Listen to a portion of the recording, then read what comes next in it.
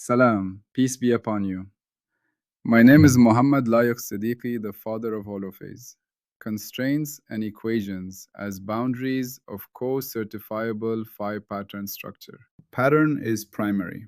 Phi is circular comparability. Only relations are public. All material assumptions must be declared. Every claim must declare its type.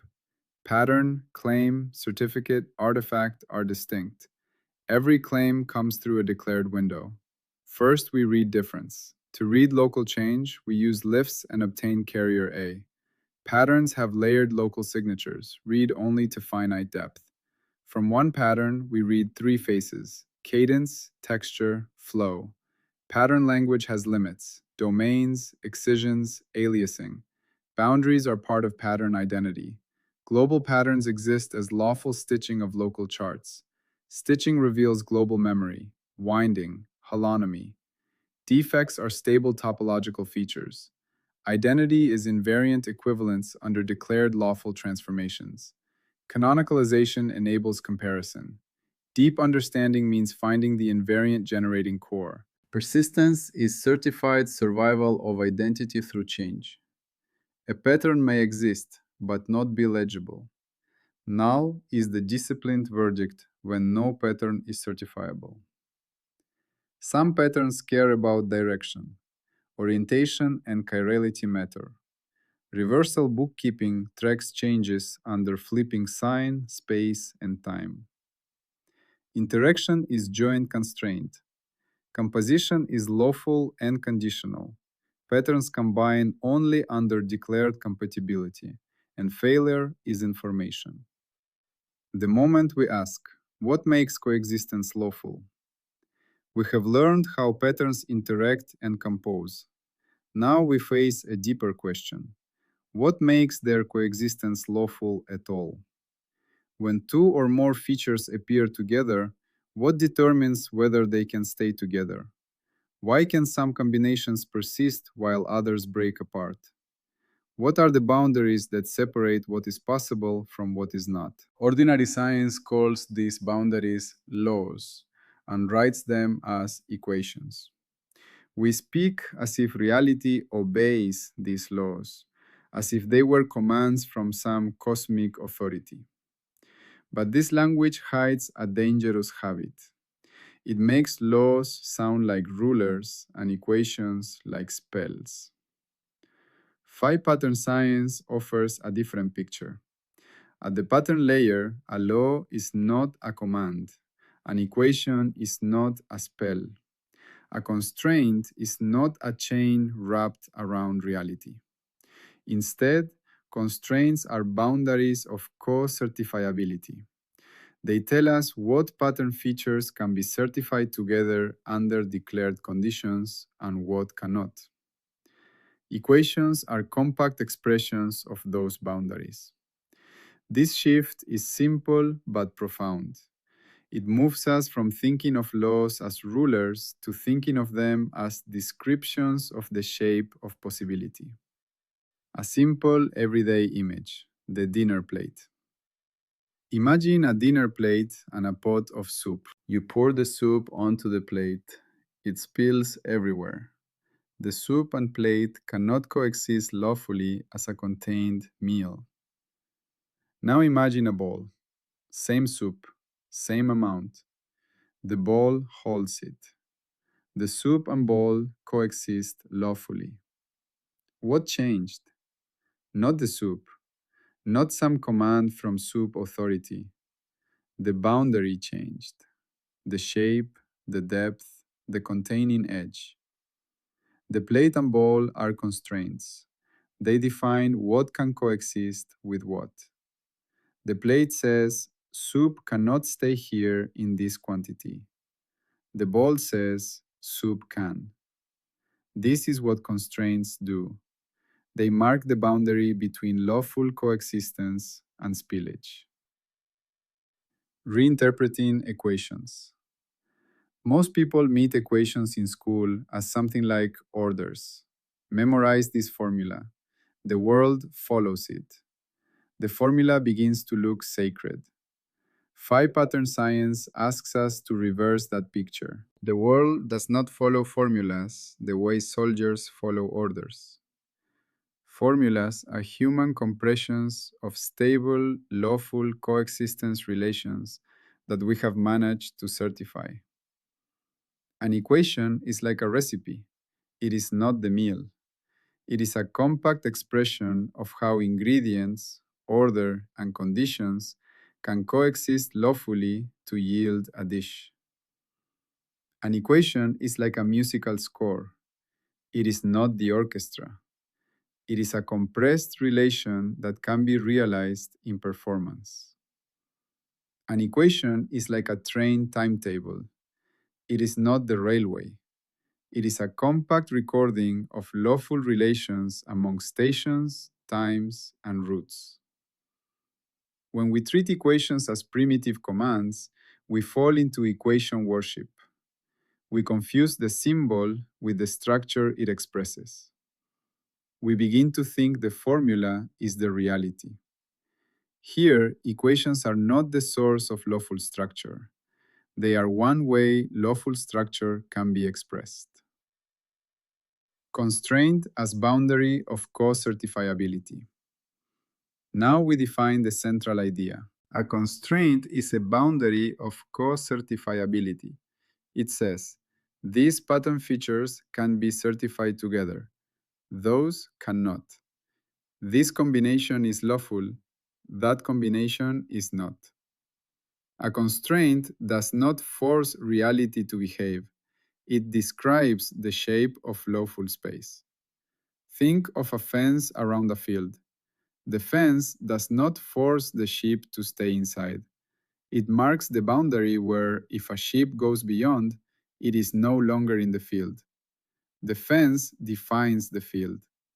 Constraints define the field of lawful pattern coexistence. Everyday constraints. We live inside constraints constantly, yet we rarely notice them. A cup can hold only so much water before it spills. A bridge can bear only so much weight before it bends. A promise can survive only so much betrayal before it becomes empty. A seed can grow only under certain conditions of soil, moisture, and light. A melody remains that melody only if relations among pitch and rhythm stay intact. A friendship can coexist with disagreement and trust, but not with total betrayal. These are not commands from outside. They are descriptions of what can actually coexist in a stable way. A glass window can coexist with light transmission and solid separation. It cannot coexist with full openness to passage while remaining an intact solid pane. A bicycle wheel can coexist with roundness and smooth spin. It cannot coexist with stable spin if the rim is bent beyond tolerance. Constraints do not merely block, they shape, they gather, they hold together. They make coherent pattern possible. Types of constraints. Not all constraints are the same. Let us name the main types. Hard constraints. Cannot be violated within scope without destroying the legality of the pattern claim. A sealed bottle cannot contain more liquid than its volume allows without breaking. A triangle in flat geometry cannot have four sides. A chess bishop does not move like a rook within the rules of chess. But even here, hardness is scope relative. The chess rule is hard only inside chess. The bottle's limit changes if water freezes into ice. Soft constraints. Violation carries cost, stress, or instability, but is not absolutely forbidden. A person can stay awake all night, but with strain. A budget can be overspent, but with debt and consequences. A city can absorb traffic beyond its ideal level, but with delay and frustration. A human can endure grief and still function, but with altered energy. Structural constraints. These belong to what the pattern is. They are part of its identity. A key's teeth constrain which locks it can open. A wheel's circularity constrains how it can roll. A bird's wing constrains how flight is possible. A sentence's grammar constrains where words can go. Emergent constraints. These arise only after patterns compose. They are not in isolated components. A single singer is not constrained by choral timing. Inside a choir, timing becomes a real lawful boundary. A single driver on an empty road has wide freedom. In city traffic, lanes and lights create new constraints. Atoms alone have no crystal structure. In a crystal, lattice constraints emerge. Dynamical constraints. These govern lawful change, what sequences are allowed, what paths are possible. A seed can become a plant, but not in any order. Germination, rooting, sprouting, flowering follow constrained paths. A child can become an adult, but not by skipping all stages. A conversation can deepen into trust, but not if every exchange is contemptuous. Topological constraints. These arise from global arrangement, not local properties. Two interlocked rings cannot be separated without breaking one. A knotted rope cannot become unknotted without a lawful path. A road network with a single bridge constrains movement across an entire region. An example across scales: the water molecule. Consider a water molecule, H2O. Structural constraints. The two hydrogen atoms must bond to oxygen at a specific angle, about 104.5 degrees. That is not a command. It is what makes it water. Hard constraints. The number of atoms is fixed. You cannot have H3O and call it water under normal conditions. Emergent constraints. The properties of water, surface tension, solvent capabilities, density anomalies, emerge from many molecules composing. They are not in a single molecule. Topological constraints. The way hydrogen bonds network in ice creates hexagonal patterns. The topology of the network constrains possible structures. All these are constraints. None are commands.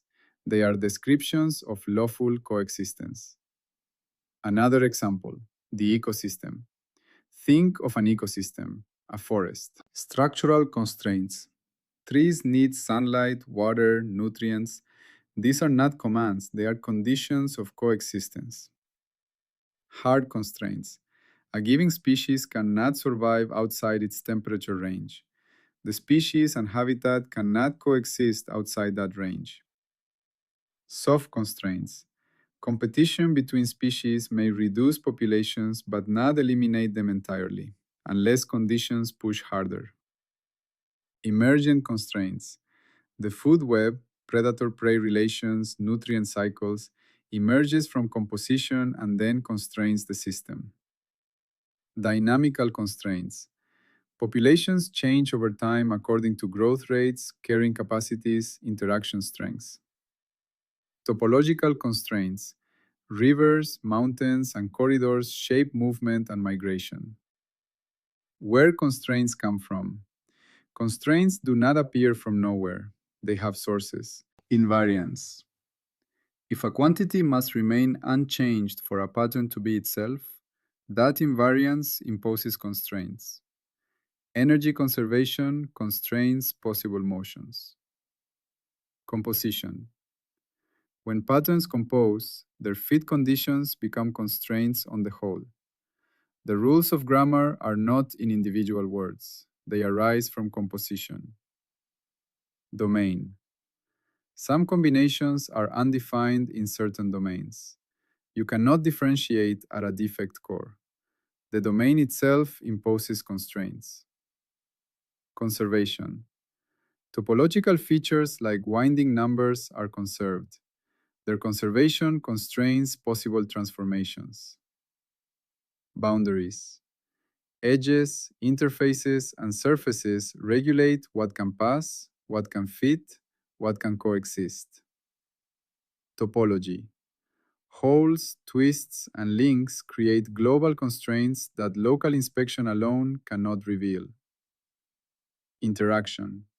Once patterns are coupled, their joint structure constrains what features can coexist. Understanding sources demystifies constraints. They are not mysterious impositions. They are consequences of pattern structure. Then, what we call law. Now we can reinterpret one of the biggest words in science. What we call a scientific law is a durable constraint relation among certifiable structures. Durable means it persists reliably across a declared range. Constraint relation means it states what features can coexist lawfully. Among certifiable structures means it concerns patterns we can publicly identify and test. A law is not a cosmic police officer. It is a durable statement about lawful coexistence. Think of a recipe that works reliably in a stable kitchen.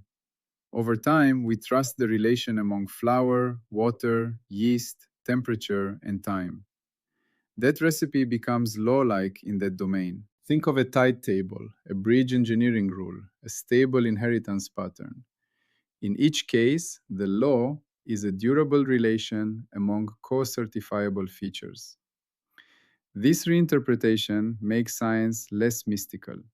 It stops us from saying, the law says so, as though that ended thought.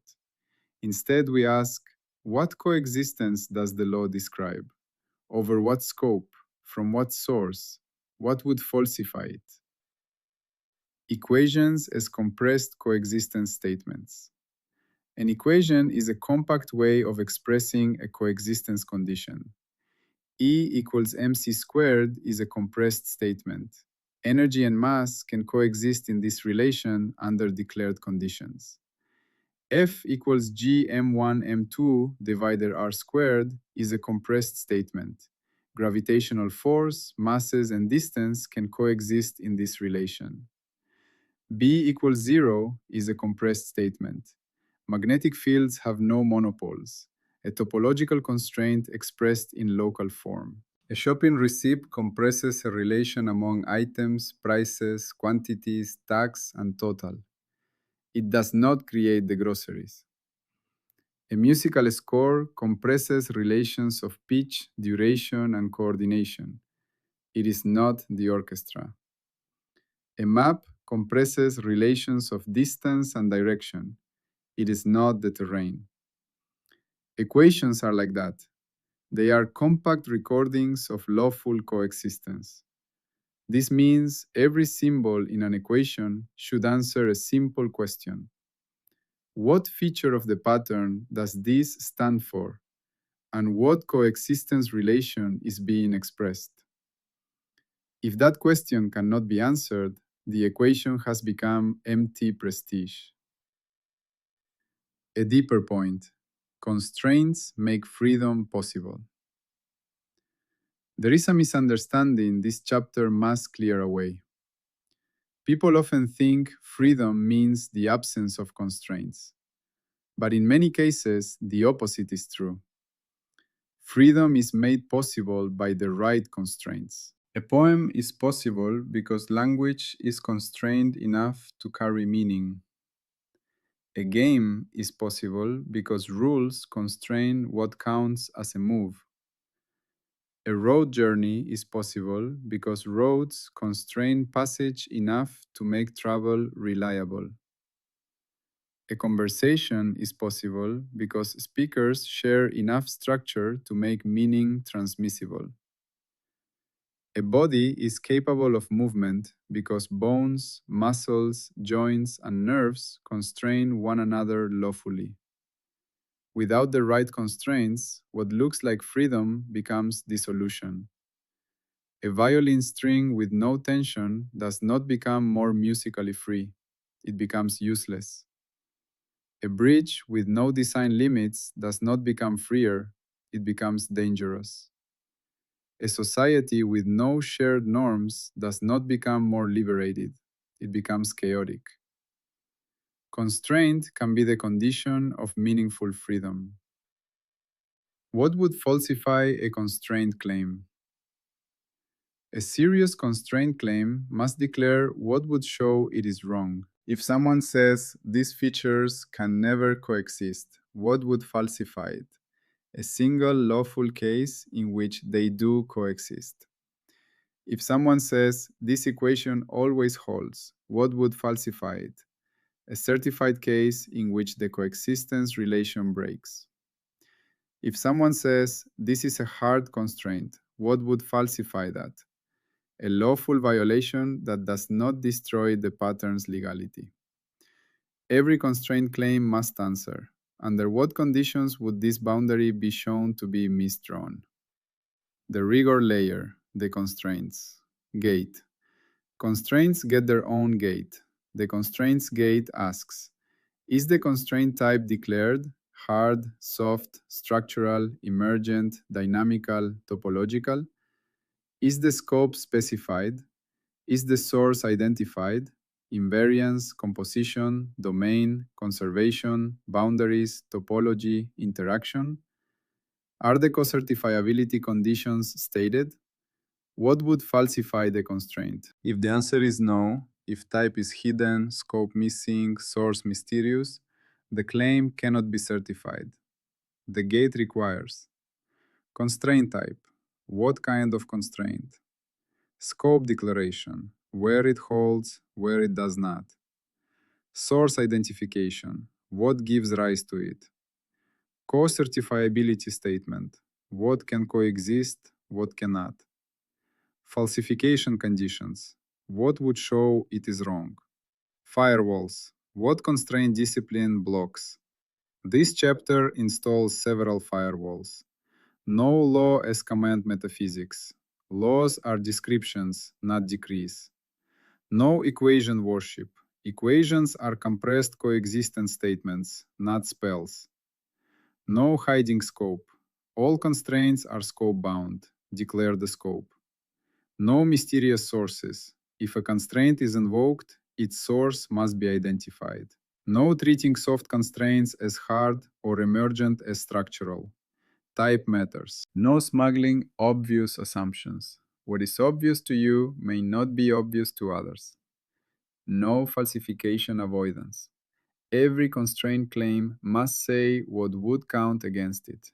These firewalls keep constraint claims honest. Refusal conditions.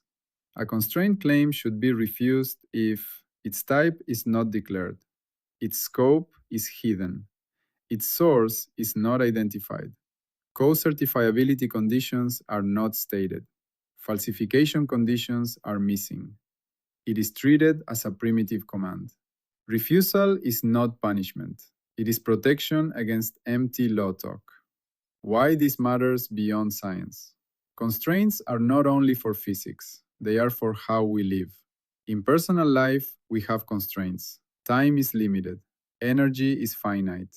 Attention cannot be everywhere. These are not commands from outside. They are descriptions of what can coexist in a life. A constraint says you can do this and that, but not this and that and the other. The combination exceeds what is co-certifiable in a single life. Understanding constraints helps us choose. It helps us see the boundaries of possibility. In relationships, we have constraints. Trust takes time to build. Honesty requires consistency. Love needs attention. These are not rules imposed on love. They are descriptions of what can coexist in a healthy relationship. In communities, we have constraints. Resources are limited. Attention is scarce. Cooperation requires shared norms. These are not external laws. They are boundaries of co-certifiability. What can coexist in a functioning society? People often treat personal rules as commands rather than coexistence boundaries. They say, I must never rest, or love means total agreement, or strength means no tears. These sound like laws, but often they are bad equations hiding undeclared assumptions. A wiser approach asks, what features of life can coexist lawfully? Can ambition coexist with sleep? Can love coexist with disagreement? Can courage coexist with fear?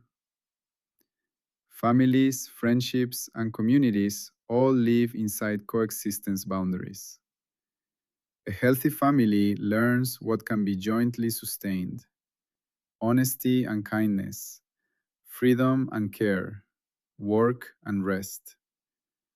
An unhealthy one often collapses because false laws were imposed without regard to real co-certifiability. A closing image: the stained glass window. Imagine a great stained glass window. Red pieces, blue pieces, gold pieces, dark lead lines, small curves, large arches, sunlight passing through. The beauty of the window does not come from glass floating freely in all directions. It comes from lawful coexistence. Each piece has a shape. Each edge meets another edge. The lead holds boundaries. The whole can stand only because color, contour, support, weight, and light coexist within a constrained pattern. Now imagine someone saying, "The window obeys the lead." That is not entirely false, but it misses the deeper truth. The lead does not command the glass from outside like a king. The lead is part of the lawful fit that makes the window possible. The pattern stands because the relations are structured. An equation is like a sketch of that lawful fit. A law is like a durable statement of how those colors and supports can stand together. A constraint is the boundary that says this piece belongs here. That angle must match there. And this load can be borne if the window is to remain itself. The handoff, from standing to changing. We now understand constraints, boundaries of lawful coexistence. But patterns do not just stand together. They change, they transform, they move from one lawful state to another.